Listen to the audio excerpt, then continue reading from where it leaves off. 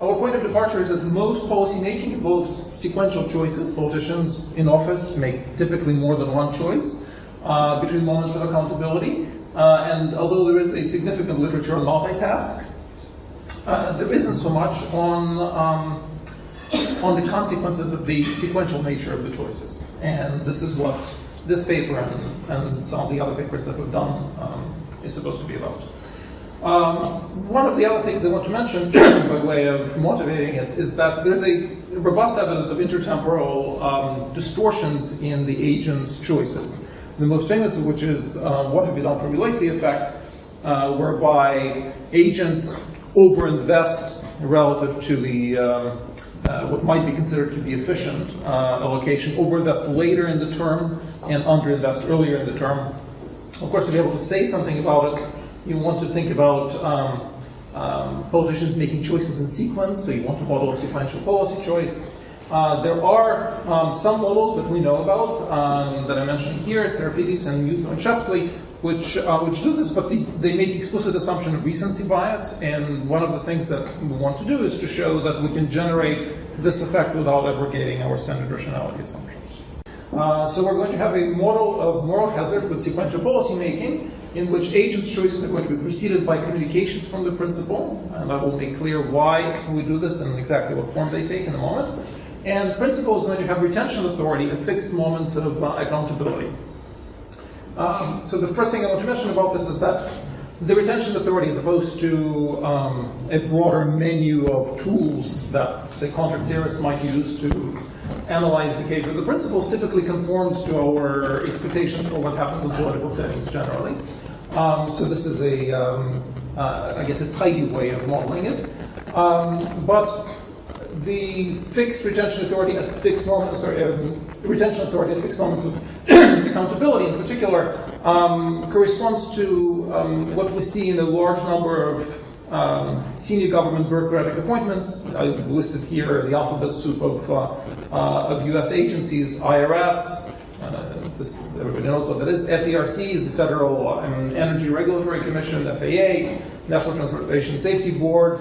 Then the commissions that everybody loves, like SEC, FTC, FCC. There are examples at the EU level. This is the European Food Safety Administration. In France, we have Competition Authority, PCA, PSA. I don't remember what it stands for, but I know it regulates banks. HHA regulates provision of healthcare. So these are examples of agencies where the governments, right, typically the president, in the US and France, this would be the president, are appointing politicians for fixed terms of office, right, and politicians are obviously going to be making multiple choices while in office, and then there are moments of accountability. So I want you to keep those in the back of your head. So here are main results. There are two. One is what we describe as a political time inconsistency problem for the principals, and it will be in the form of the principal's inability to effectively commit to a retention rule that would guarantee to the principals higher level of utility. And you're going to see what the commitment problem comes about, how the commitment problem comes about. And the second result is going to be a novel argument for the value of eliminating transparency in political settings. Now, there's an extensive literature on transparency and why transparency might not be a good thing that grew out of these three papers: Prendergast, Keynes, Rowan, Karen, and Schatz, and Maskin and Troll, and it continues into the present. And the way those arguments typically work is in the adverse selection environment, in which the agents have an incentive to pool through the choices they're making, right? They have an incentive to pool with something that is described as a congruent type, right? Which is the type that the voter would like, or the principal would like to retain. So the pandering argument turns on the agent's investment into reputation. In our environment, you're going to see an argument against transparency, which will come from the fact that elimination of transparency makes it possible for the principals to make a commitment to deferring to the agent when the production technology is sufficiently uncertain, and that's what the agent would, and that's what the principal would want to do. In the presence of transparency, he won't be able to do this, and so this is the eliminating transparency is going to buy him the way out of the time inconsistency problem. We'll talk about the model. The model will have two policy stages. Each policy stage will start with a message, communication from the principal to the agent, followed by agent's choice. And after the second policy stage, there is a retention stage in which the principal chooses whether to retain or fire the agent. We're going to give the agent total amount of resources, a bar, and we'll look at several models, several portions of this model, but we'll start with a model where each of the two investments is capped. So the first investment is up to A1 bar, and the second investment is up to A2 bar. And the probability of successful outcome, and again, the principal is going to observe the outcome in this model. The outcome is going to be success or failure. The probability of successful outcome is going to be P, which is going to be increasing in A1, A2. It's going to be concave and satisfying another. So here the preference is the agent is going to care about retention and resources not spent on policy. He's going to get B if he retained. That's the benefit, fixed benefit of holding office, and the residual of what he is not spending. Right? Think of this as a graft payoff. And if not retained, right, he gets to keep the graft payoff, and of course doesn't get to benefit of holding office, and the principal is just going to care about success. So the solution concept is an important part of the story here. In pure moral hazard games, there are lots of subimperfect Nash equilibria, and the way the equilibria are typically selected in political science. This is after 2 periods is done. After periods were done. So the only reason why the principal retain is going to be moral hazard. He will want to motivate the choices up front. So at the point, right, he's not actually going to be indifferent, as you will see. Okay. Right, we're going to generate a preference for the principal to behave in one way as opposed to another.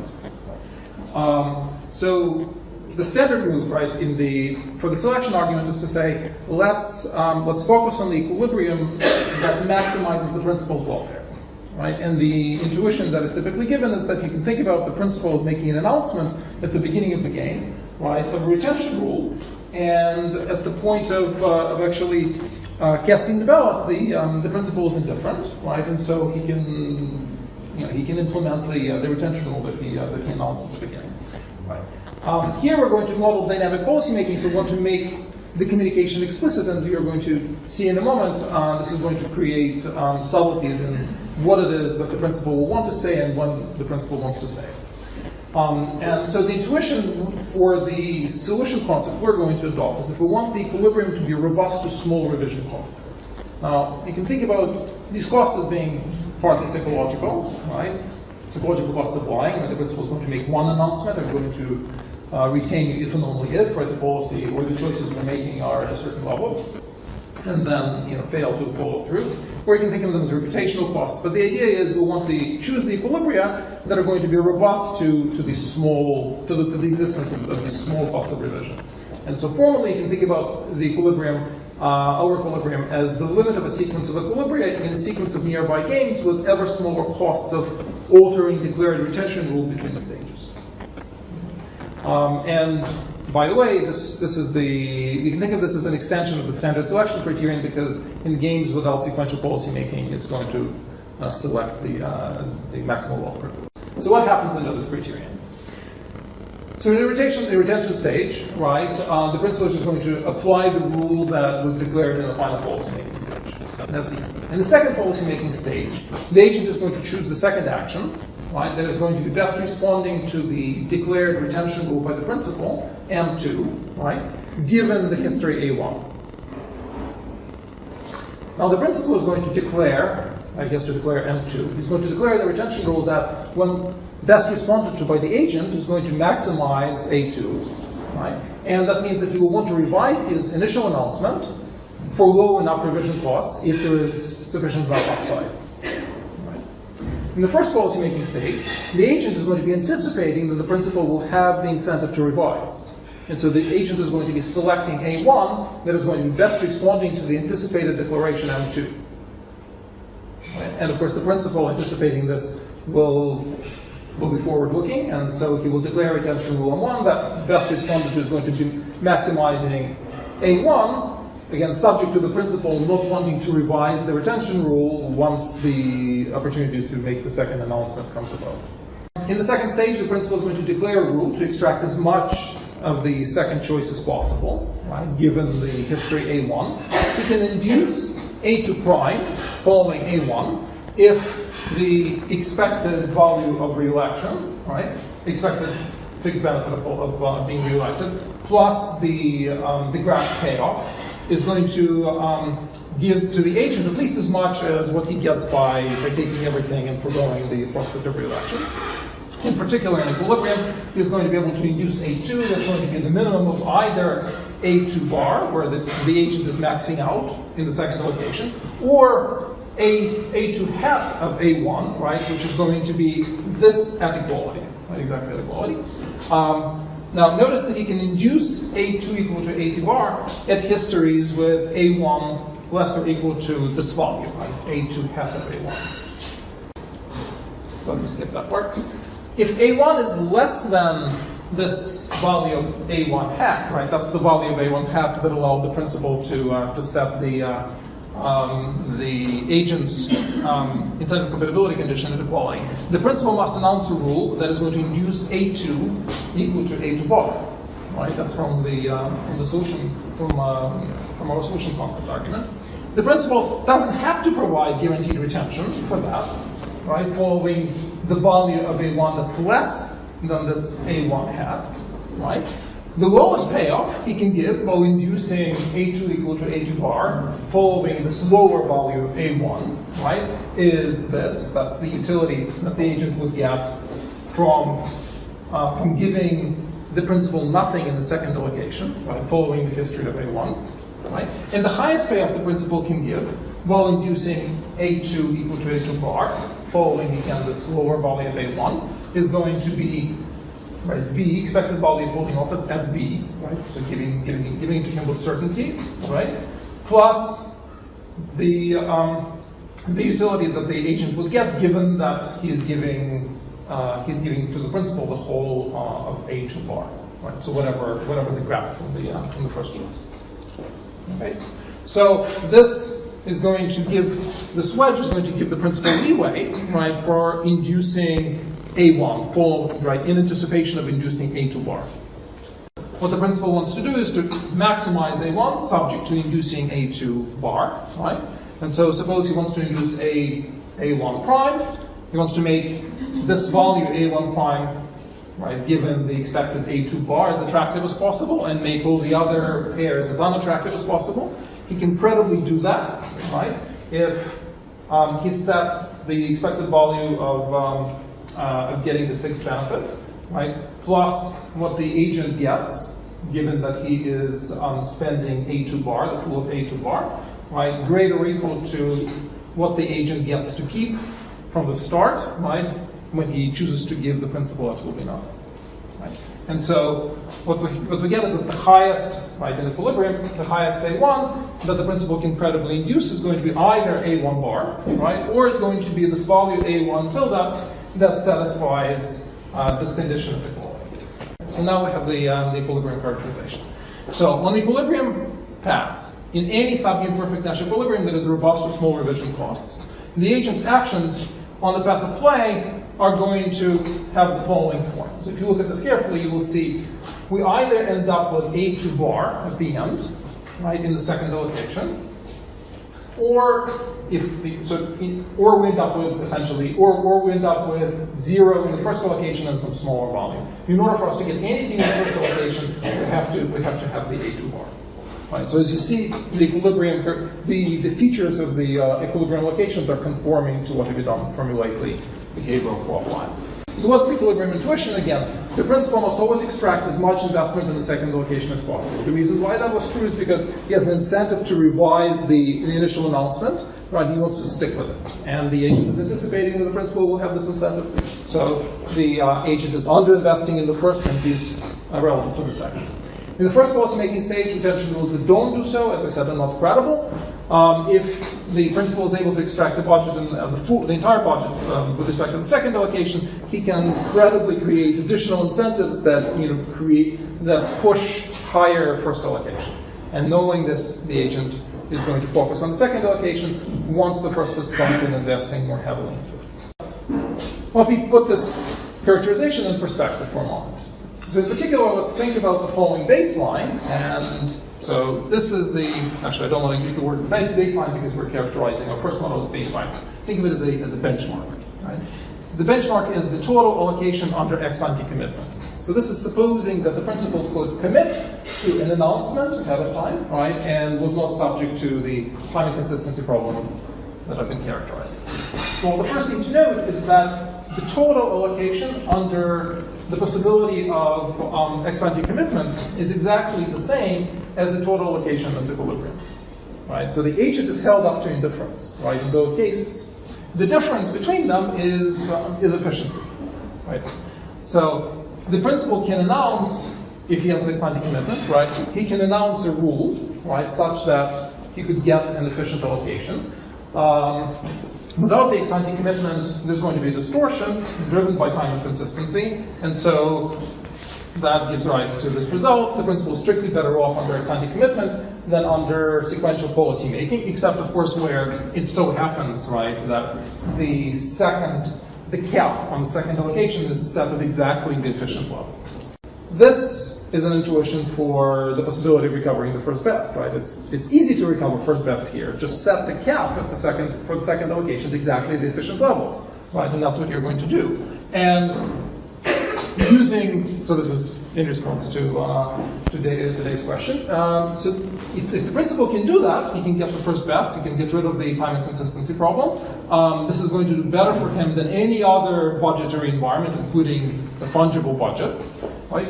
But, so the intuition here is, in effect, right, that doing so allows the principal to tie her own hands, achieving efficiency, but it comes at a huge cost, right? And the cost is, it's got to be the case for this, that the principal knows the production technology, right? And it's got to be the case that there is transparency. And he needs to know the production technology because he needs to be able to perfectly tailor the budget caps. He needs transparency because he needs to be able to verify effort choices by the agent. So of course, this is raising the obvious question, right, of what happens when you relax these. And the intuition is relaxing one of them is going to change the attractiveness of the other.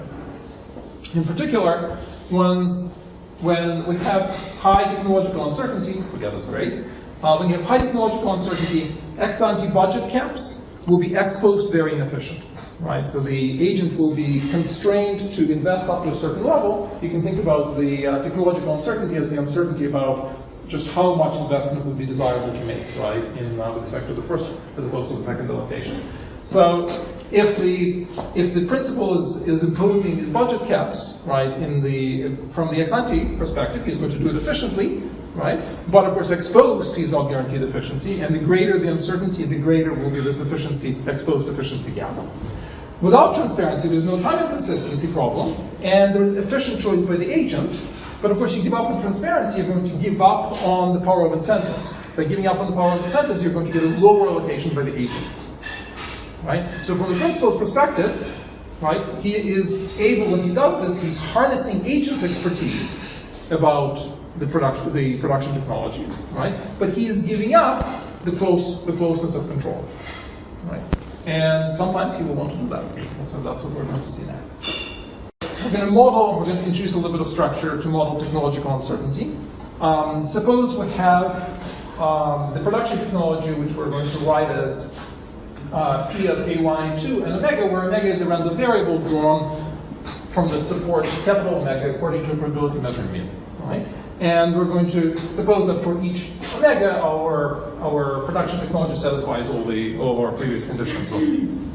And we're going to suppose that the realization of omega is the agent private information. So the agent knows what the efficient investment is, right? The principal does not. So we can define for each omega, right, and each A, right, for omega A pair, the efficient division of total spending A conditional on omega. Right? And to focus our attention, let's assume that the uncertainty is about allocation, not about the total productivity.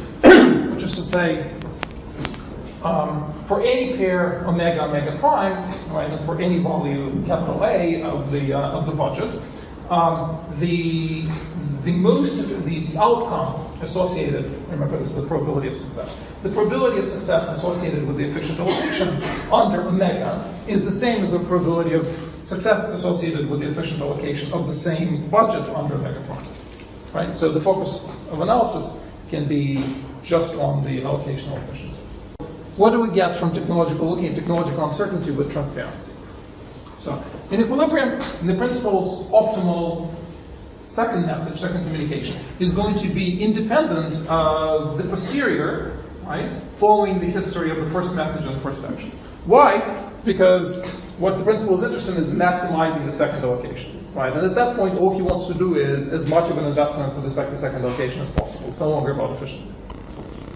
The best the principal can do is to choose in the technological uncertainty with transparency world, right? The best he is going to be able to do is to choose ex-ante optimal budget cuts. That's what this proposition characterizes. In the world of technological uncertainty without transparency, suppose the principal observes only the final policy outcome, right? That's our model of non-transparency. Here he cannot condition on actions, right? So the set of retention rules is all going to be action constant, right? And in any equilibrium, under any budgetary rule, the principal is going to retain if and only if success, right? And otherwise he'll fire. So we have the following result: fix a retention rule, right, from the set of action constant retention rules, and assume the budget is fungible. Right? So before fungible budgets were inefficient, right? You didn't want to go with a fungible budget under transparency. Under non-transparency, assume the budget is fungible, right? And then for any realization omega, right, if the agent spends positive resources, then she divides them efficiently. Right? That's very fungible budget here is attractive because it's not constraining the agent who's making optimal allocation choices. And if the principal uses the optimal retention rule, then she's weakly better off with a fungible budget than with a fixed budget caps. So now transparency versus non-transparency, when is he actually better off giving up transparency? All right, well, first of all, as I've noted before, the total allocation expended by the agent is going to be less under transparency than under transparency. Right? Why? Well, again, under transparency, the agent is held to indifference. Under non-transparency, he is not. Right? So, by the way, in the background of this is that agent would weakly prefer the non-transparent environment. Right? With a fungible budget, when the allocations are non-transparent, they'll be ex-post efficient across tasks. Right? And so eliminating transparency can hurt the principal by weakening the agent's incentives, but eliminating transparency can help the principal by allowing her to induce the agent to utilize his expertise in making allocation decisions. Suppose that we have a function f which maps positive reals into 0, 1, and some pi, right, which will be a probability measure. And suppose that we can write our production technology as omega times f of a1 plus 1 minus omega times f of a2. Right? So the value of omega, in effect, is controlling which input, right, is the relevant input. Right? And let's suppose that the support for omegas is from nu to from eta to 1 minus eta, right? Where the probability of omega being equal to eta is exactly 1. Now, so think about these conditions. As pi goes to 1/2, right, uncertainty gets very large. Right? Either of these is going to be equally likely. This is very large uncertainty. As eta goes to 0 or 1, uncertainty becomes consequential. Right? Only one input will end up mattering, but which one depends on the realization of the mechanism. So we have the following result. So if the limit of eta is going to 1, right? So a of nt is the amount spent under allocated under non-transparency, is greater than the a of fb is the efficient allocation with ex-ante commitment, right, over 2. Then there's going to exist an open set of parameter values, right, such that the principal will prefer non-transparency to transparency. So the intuition here is that when uncertainty becomes large and consequential, right, so here we're looking at pi's that are around 1/2, is that is going to 1, right? As uncertainty becomes large and consequential, the principal is going to prefer non-transparency if the diminished power of incentives, right, so the diminished power of incentives comes from the fact that, you know, we're looking at non-transparency, so this is going to be lower, obviously. So we don't want it to be too low, right, relative to what you can get on the transparency, right? So if the diminished power of incentives is small enough, the total expenditures don't drop by more than a half. And in the paper we show that we can, this is going to be true when production technology is not too concave, right? So the marginal value of additional investments into production is not growing too quickly, right? So you don't. It's not the case that you really very badly just want to increase the overall size of investment. And when the electro incentives are not too small relative to rent-seeking incentives, and the intuition here is you don't want to be in the world in which you just want to max out as much as possible the investment again because your utilities is concave, right? So when the investment is low, right, what you want is as high as possible. By way of summary and discussion, so what we're doing is we have an argument against for the value of giving up transparency, right, in this environment, which comes down to the value of trading away what you can think of as fine-grained control, right, for agent deference when the institutional setting is uncertain. So you can think about the production technology. So I've been calling it a production technology, but you can think about it as an institution, right? So the basic intuition is if you don't know the details of the institution, right, it's better not to control your agent. It's better not to try controlling your agent too tightly. Right? It's better to key off of outcomes rather than actions. Right? Just a bit of context. So there's an interesting contrast between our argument here and the Holmstrom-Milgram 1991 paper. They get a trade-off between efficiency and incentives, right, when a subset of tasks is observable, right? And so in particular, they find that weaker incentives can benefit the principal by reducing distortion. So there's a distortion there, right? There's excessive allocation to an observable task relative to a non-observable task. And so you can do better by weakening the incentives, right, in the Holmstrom-Milgram environment. In this model, there's a similarity, right, but there's an important difference. Here, weaker incentives are not a good thing, right? They are an unfortunate byproduct. They do not benefit the principal, right? It just so happens that you give up on transparency, right? You get weaker incentives, but you would rather not have weaker incentives if you can avoid it, right? So this is the contrast. And then another thing I wanted to mention, by way of placing it in the literature, is the comparison to the results from the repeated moral hazard environment in contract theory. So there are results from Fundación, Holmstrom, and Milgram, and Shapuri, and three other co-authors, that show that spot contracts are sufficient to implement long-run optimal contracts. And so, given those results, it's interesting that in this model, the equivalent thing does not happen. Right? The equivalent thing here is going to be the enforcement of the contract implied by the principle's ex-ante optimal outcome. And the reason why that does not happen is that, in effect, the power of commitment that the principle has in our environment is still smaller than the power of commitment in those models. And the reason why that is that, in effect, so those models work with renegotiation proofness. And renegotiation proofness requires the agreement of both parties, right, for renegotiation. Here it doesn't, right? Here, the revision proofness, right, that is part of our equilibrium environment is activated by a single party, by the principal, right? And so the principal, given that the agent is not party to this renegotiation, in effect, right, the principal is less able to be constrained by agent's agreement, and so he has even lower power to commit. Right? And so that's why we do not get the equivalent result.